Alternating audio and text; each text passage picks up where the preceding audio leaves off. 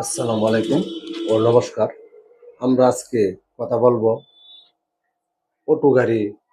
তো আমরা সবাই চালাতে পারি, ওটা এক গিয়ারে গাড়ি চলে, কিন্তু ম্যানুয়াল গাড়ি চালাতে গেলে আমাদের অনেক সমস্যা হয় রাস্তায়। কতটুক স্পিড হওয়ার পরে আমরা গিয়ার চেঞ্জ করব, এটা নিয়ে কিছু কথা বলবো, আর কোনটা করার নিয়ম এটাই আপনাকে এখন আমরা বলবো এবং প্লাস দেখাবো। যেমন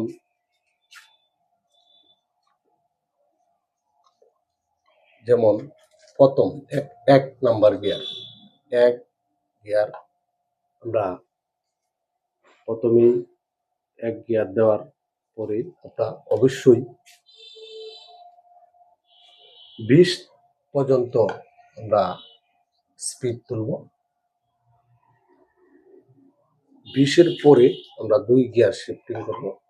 2 গিয়ার শিফটিং করলে আমরা অবশ্যই 40 পর্যন্ত স্পিড তুলব।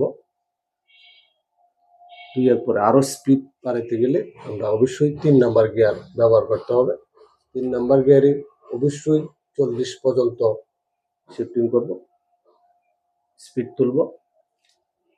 4 হলে আপনার অবশ্যই 80 পর্যন্ত স্পিড তুলব।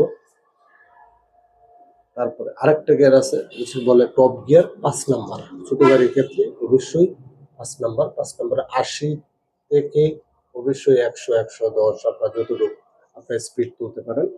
আমরা এভাবেই গাড়ি চালাতে হয়, ম্যানুয়াল গাড়ি।